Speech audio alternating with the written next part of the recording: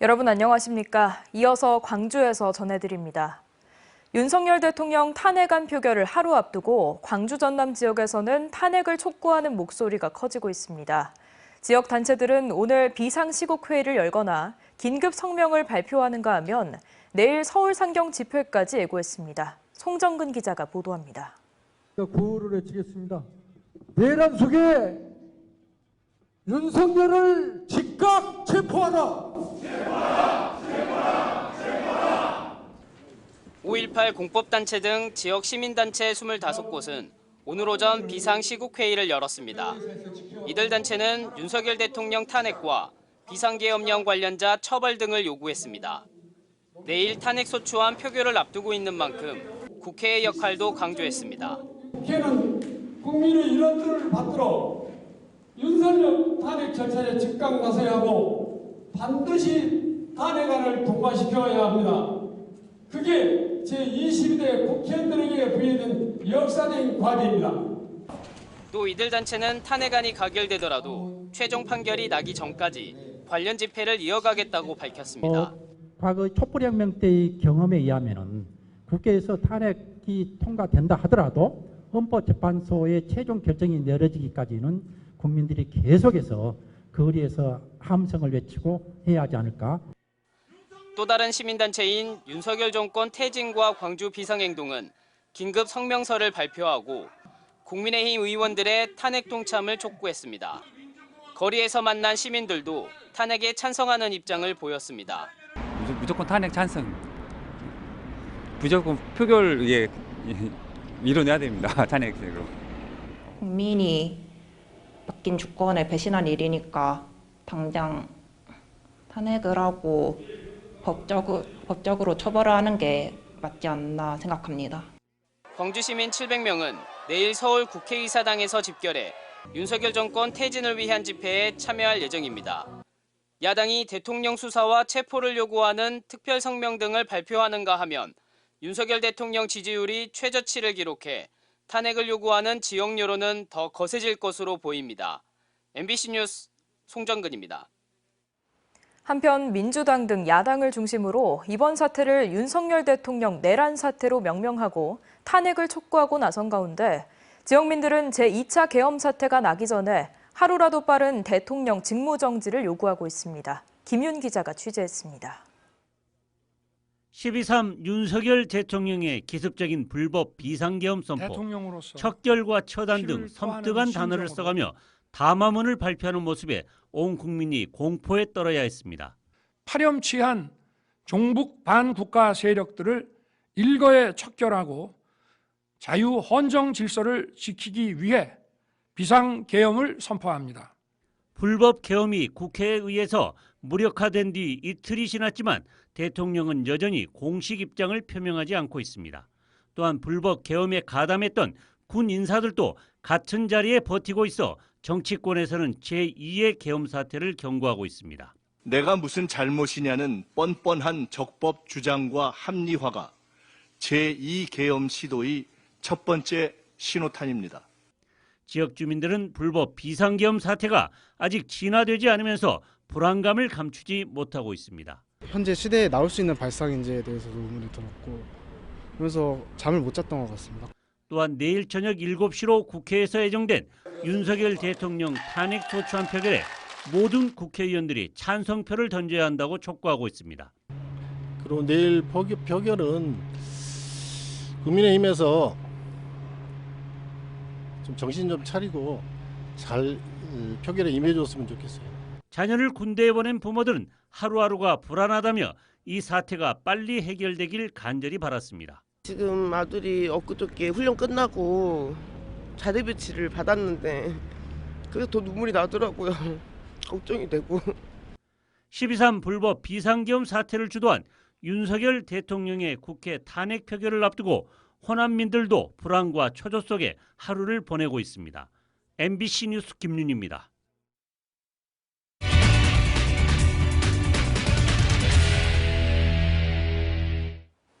6시간의 비상계엄령 하에 발표된 포고문에는 언론 출판을 통제하는 내용도 들어있었습니다.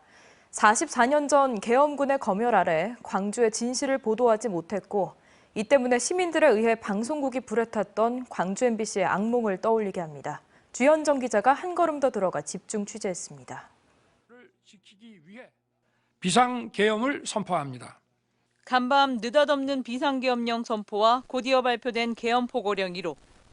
윤석열 대통령은 일체의 정치활동을 막는 것은 물론 가짜뉴스, 여론조작이라는 덫을 씌워 모든 언론과 출판을 통제해 국민의 입과 눈, 귀를 틀어막고자 했습니다. 위반자는 처단한다는 섬뜩한 경고도 서슴지 않았습니다. 실제로 계엄사령부는 언론 통제와 보도 검열을 위한 보도처를 설치하려 했습니다. 45년 전이 그랬습니다. 전두환 신군부는 사회위기를 극복한다며 모든 정치활동 금지와 언론 출판 사전 검열 등을 담은 포고령 10호를 선포했습니다. 광주는 물론 전국의 방송과 신문은 계엄군에 장악됐는데 무고한 시민들이 죽어나가는데도 이를 알리지 않았고 저항하는 시민들을 폭도라 불렀습니다. 시민 여러분 안심하십시오. 시내 상공서와 주요 시설은 군이 보호하고 있습니다. 소망 중인 소수 잔당이 민가 잠입을 기도하고 있습니다. 신문들은 매일 언론검열관에게 보도 내용을 보고했는데 허가 없이는 기사 한 줄, 사진 한 장을 보도하지 못했습니다.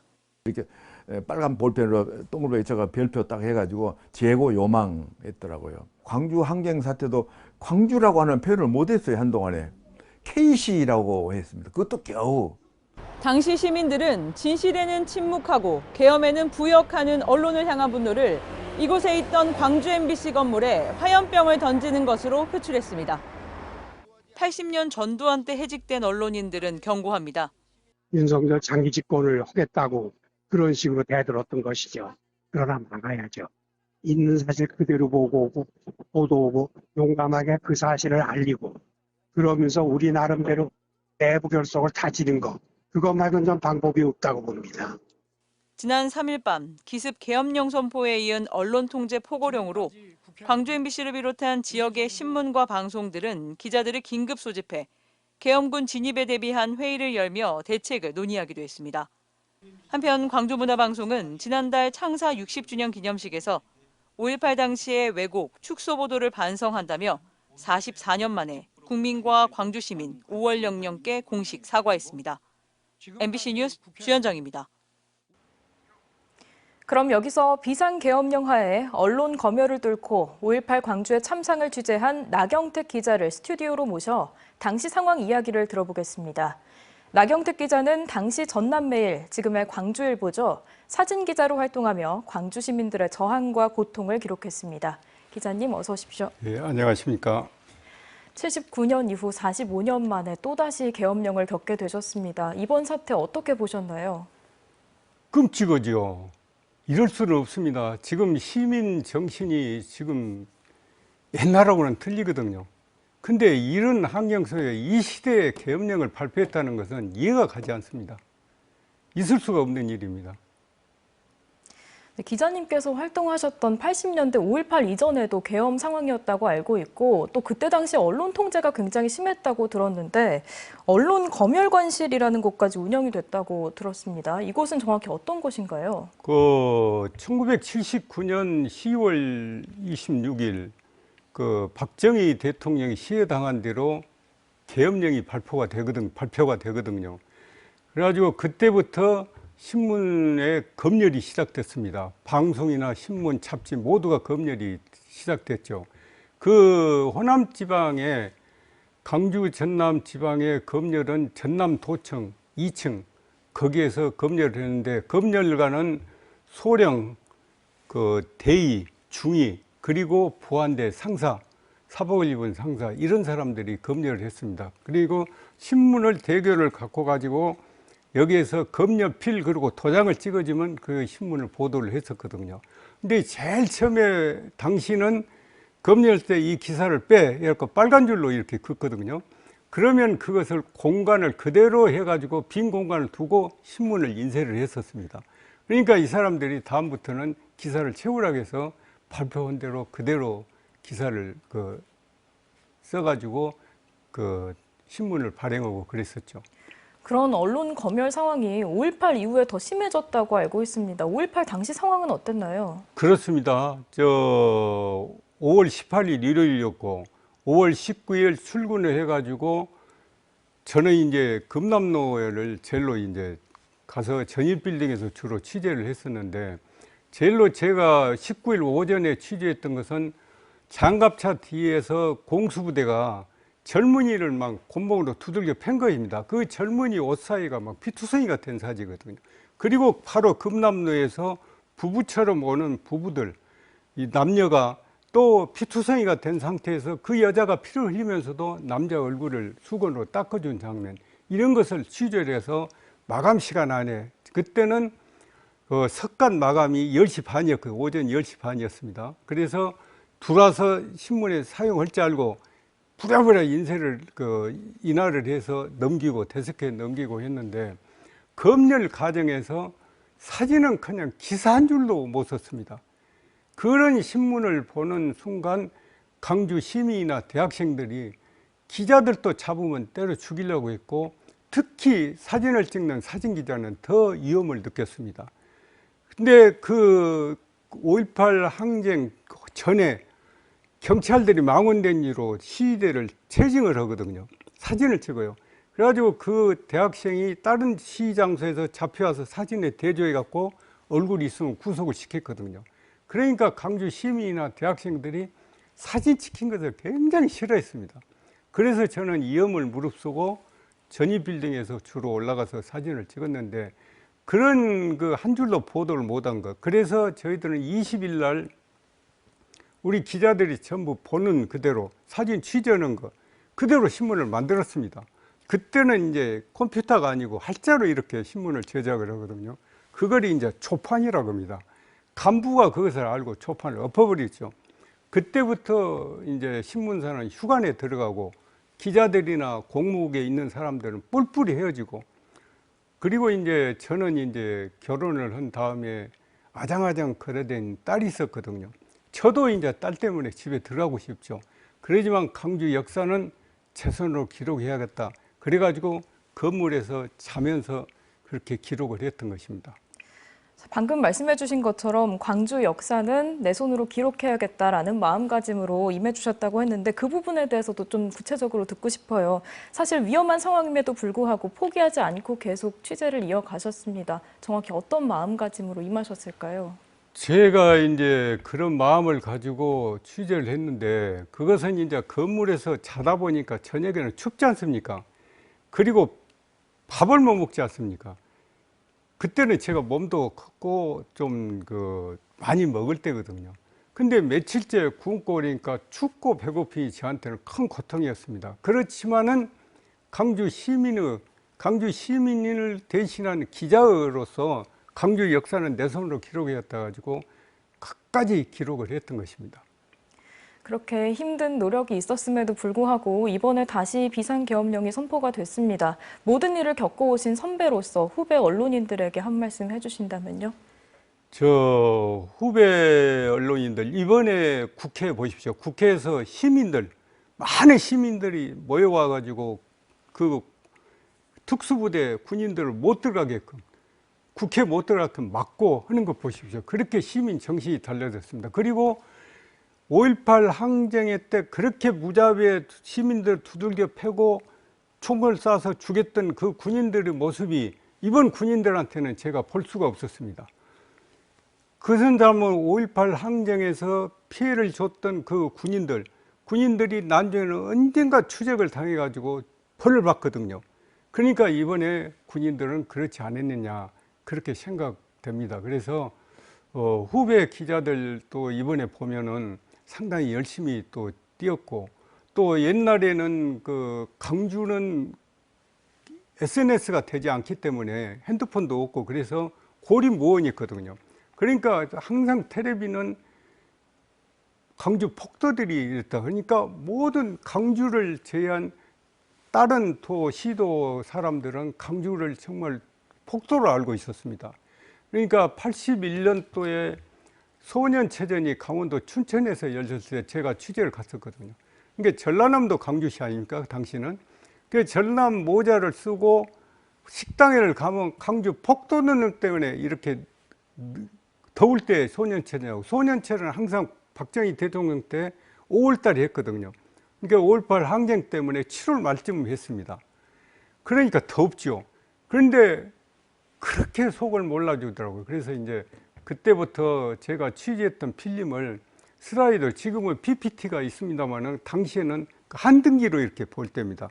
그래서 한등기 슬라이드로 제가 일부 만들어 가지고 그것을 이제 다음에 민주화 운동으로 명명이 된 1990년부터 제가 이제 대학을 찾아다니고 다른 부산이나 대구로 가서 사진전도 오고 이렇게 해가지고 5.18을 많이 알렸고 그랬습니다. 정말 참담했던 역사의 한순간에서 진실을 담기 위해서 노력해 주신 기자님께 제가 광주 시민들을 대신해서 감사하다는 말씀 다시 한번 전해드리겠습니다. 오늘 말씀 고맙습니다. 감사합니다. 윤석열 대통령의 2차 비상계엄 우려까지 나오고 있는 가운데 5.18 민주화운동 당시 신군부의 발포 명령을 거부했던 고 안병화 치안감의 정신을 따라야 한다는 호소가 경찰에 전해졌습니다. 안병화 기념사업회는 오늘 경찰 조직에 발송한 호소문에서 어떠한 상황에서도 국민을 향해 총을 겨눴던 4.19의 경찰이 되면 안 된다고 말했습니다. 그러면서 조지호 경찰청장의 부당한 명령을 거부하고 여러분의 자랑스러운 선배 안치안감의 부당한 명령에 대한 불복종을 계승해달라고 강조했습니다. 윤석열 대통령 탄핵을 촉구하는 목소리는 전국 곳곳에서 들불처럼 번지고 있습니다. 윤석열 대통령 지지세가 강한 대구 경북 지역도 마찬가지인데요. 탄핵 반대를 당론으로 채택한 국민의힘에 대해서는 사실상 내란을 방조하는 거라며 비난의 목소리가 쏟아졌습니다. 먼저 대구문화방송 도건엽 기자가 보도합니다. 국민의힘 대구시당 앞에 노동자 수백 명이 집결을 했습니다. 국민의 뜻이다. 국민의힘은 윤석열 탄핵에 동참하라. 동참하라. 동참하라. 동참하라. 네. 저는 국민의힘 소속인 12명의 대구 지역 국회의원 가운데 한 명을 빼고는 모두 비상계엄 해제 결의안 투표에 불참했습니다. 달성군이 지역구인 추경호 원내대표는 국회에 계엄군이 들어오는 상황에서 계엄 해제 결의안 표결을 일부러 지연시켰다는 의심까지 받고 있습니다. 윤석열 대통령 탄핵 반대를 당론으로 채택한 상황. 결의대회에 참가한 노동자들은 비상계엄 선포를 사실상 쿠데타 시도라고 규정하며 윤 대통령을 당장 체포해 수사하라고 촉구했습니다. 내란을 일으키려 한 범죄자에 대한 탄핵은 국민의 뜻이고 명령이라고 했습니다. 국민의힘의 이런 입장은 그 자체로 내란에 동참하는 꼴밖에 되지 않는다. 대구 동성로에서는 사흘째 대통령 퇴진을 요구하는 시국대회가 열렸습니다. 광장을 가득 채운 시민들은 한 목소리로 윤석열 대통령은 더 이상 대통령이 아니라고 선언했습니다. 이어 대구 도심을 행진하며 대통령의 퇴진을 촉구했습니다. 주최 측은 윤석열 대통령 탄핵안 투표가 진행되는 내일도 시국대회를 이어간다고 밝혔습니다. MBC 뉴스 도건협입니다. 윤석열 대통령의 또 하나의 지지 기반이죠. 부산에서도 침묵하는 여당 국민의힘에 대한 탄핵 표결 동참 압박이 높아지고 있습니다. 시민단체가 국민의힘 당사를 찾아 탄핵 동참 촉구 성명서를 전달했고 이 과정에서 경찰과 대치 상황이 빚어지며 긴장감이 고조되기도 했습니다. 이어서 부산문화방송 김윤아 기자가 보도합니다. 윤석열 대통령 탄핵 소추안 표결을 앞두고 부산 지역 시민단체들이 국민의힘 부산시당에 몰려왔습니다. 국민의힘은 윤석열 탄핵에 동참하라! 동참하라! 동참하라! 동참하라! 이미 굳게 잠긴 정문 대신 후문으로 향했지만 경찰이 막아서며 한동안 대치 상황이 이어졌습니다.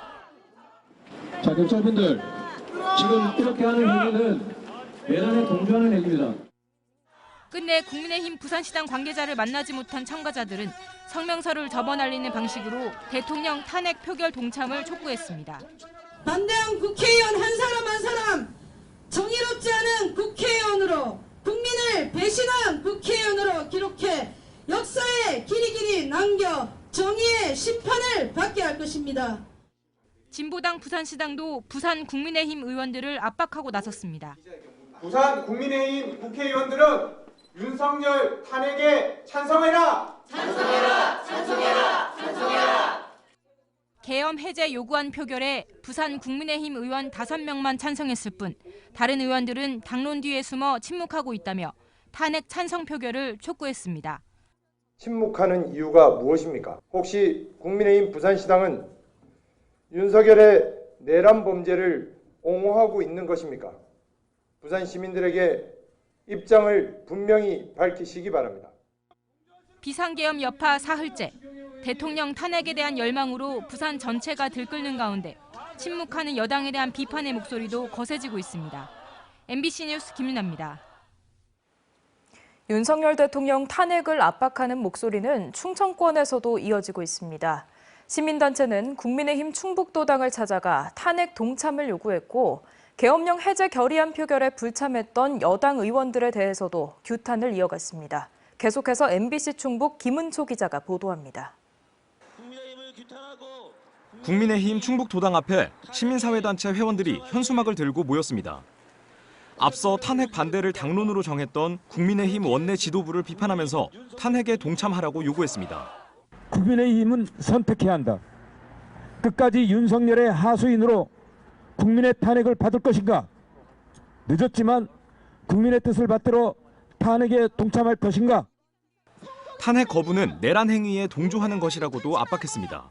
탄핵 발의안에 대해서 동의하지 않는다고 한다면 아마 우리 국민들 그리고 충청북도 도민들이 국민의힘의 국회의원들에게 굉장히 실망할 것이라고 생각하고요. 윤석열의 그 헌정 파괴, 민주주의 파괴에 동의한 세력으로 생각할 것이기 때문에 지난 3일 계엄령 해제 요구안 표결 당시 충북의 여당 국회의원 3명 모두 불참했는데 이들을 규탄하며 탄핵 동참을 요구하는 현수막도 거리 곳곳에 내걸렸습니다. 각계의 시국 선언이 잇따르는 가운데 퇴직 교사들도 거리로 나섰습니다. 충북 퇴직 교사 모임 211명은 도청에 모여 대통령 퇴진을 촉구했습니다. 한 줌도 안 되는 권력을 지켜내고자 비상계엄이라는 비상식적이고 반헌법적인 친위 쿠데타를 자행한 윤석열은 더 이상 이 나라의 대통령이 아님을 우리는 선언한다. 촛불 집회도 지역 곳곳으로 확산되고 있습니다. 지난 4일 시작된 청주 충북도청 앞 촛불 집회가 오늘 사흘째 이어진 가운데 충주에서도 시외버스 터미널 앞에서 첫 촛불 집회가 시작됐습니다. 내일 서울에서 열리는 대규모 집회에는 충북에서 300명 넘는 인원이 참여할 예정입니다. MBC 뉴스 김은초입니다. 그런가 하면 경북 안동 경북도청 앞에는 박정희 전 대통령의 대규모 동상이 들어섰습니다.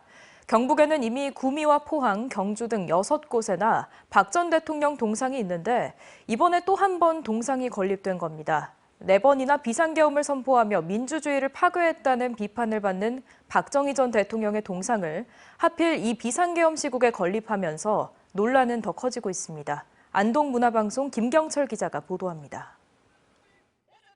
흰색 천에 가려진 채 우뚝 솟은 동상.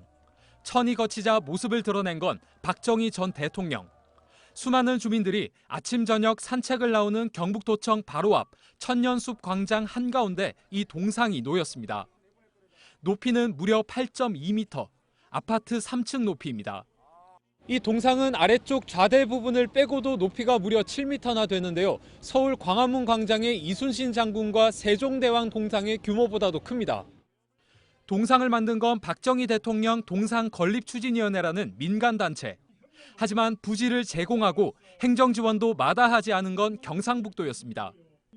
2만여 명이 모금에 참여했고 목표액 20억 원이 달성됐습니다.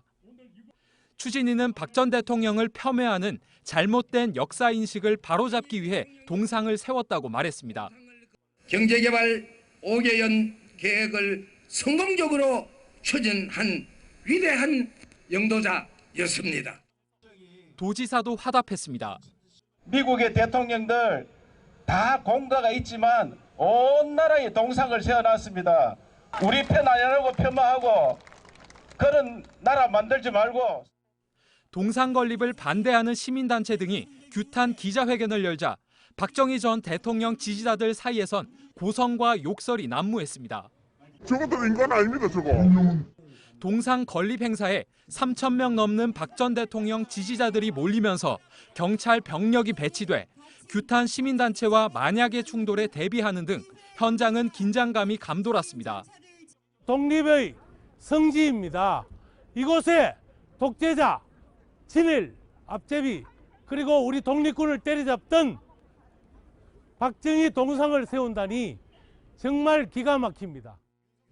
박 전 대통령이 경제를 살렸다는 말은 억지 위인 만들기라고도 비판했습니다.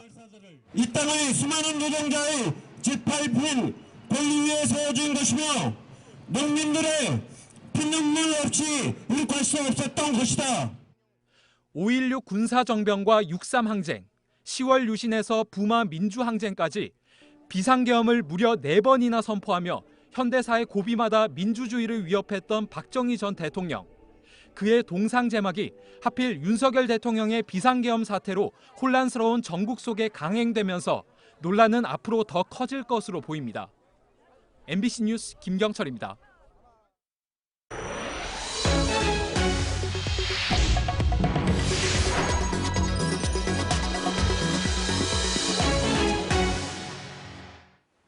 수능 성적표가 학생들에게 통보됐습니다. 작년보다는 쉬웠던 탓에 중상위권 학생들이 많이 늘었는데요. 의대 증원과 무전공 모집 확대 등 그 어느 때보다 다양한 변수들이 겹치면서 입시 결과를 쉽게 예측하기 어려운 상황입니다. 이재원 기자입니다. 수능 성적이 통보되는 광주의 한 고등학교. 담임 선생님의 격려와 함께 성적표를 받아든 학생들의 희비가 엇갈립니다. 가채점을 잘못한 것 같긴 한데 그래도 제가 원했던 점수를 잘 받을 수 있는 것 같아서 너무 좋습니다. 광주 지역의 최고 득점자는 모두 3명. 남고와 여고의 재학생 2명이 각각 한 문제를 틀렸고 재수생 1명도 한 문제만 틀린 것으로 알려졌습니다. 가채점 한 거랑 실제 점수랑 다르지 않아서 일단 안심이 되고 3년 동안 열심히 한 그 보답을 받은 것 같아서 기쁩니다. 작년보다 쉽게 출제된 탓에 영역별 만점자가 늘었고 중상위권 학생층도 두터워졌습니다. 국어의 표준 점수 최고점이 139점으로 작년보다 11점이 내려갔고 수학도 8점이나 떨어졌습니다. 이에 따라 정시 지원에서 의대를 비롯해 공대와 자연대 등 인기 학과를 노리는 수험생들의 눈치 싸움이 치열할 것으로 예측됩니다. 무전공 선발 비율이 크게 늘어난 점도 변수입니다. 작년보다 4배나 늘어난 데다 타 학과 정원을 흡수해 모집 인원을 늘린 탓에 예년의 입시 결과를 적용하기 어렵습니다. 최상위 모집 학과하고 최하위 모집 학과의 편차가 매우 큰 것을 하나로 묶었기 때문에 과연 합격선이 어디서 결정되는가는 그 지원자의 어떤 성향에 따라서 매우 달라질 수 있어서 광주시 교육청은 실점수 자료를 취합해 다음 주부터 학생과 학부모를 상대로 정시 지원 전략에 대한 설명회를 가질 예정입니다. MBC 뉴스 이재원입니다. 전국 철도노조가 이틀째 파업에 들어가면서 광주 전남 지역의 열차 운행률은 평시 대비 64%에 그치고 있습니다. 코레일 광주본부는 광주 전남 지역의 KTX 14편과 무궁화 새마을호 등 일반 열차 18편이 운행을 멈췄다고 밝혔습니다. 코레일 측은 이용객의 불편 최소화를 위해 인력 등을 충원해 열차 운행 횟수를 최대한 확보하겠다고 밝혔습니다.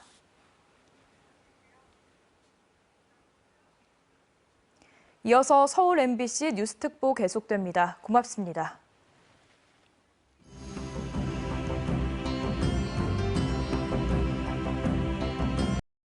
언제 어디서나 내 손 안의 뉴스. 광주 MBC 뉴스 유튜브 구독으로 함께하세요.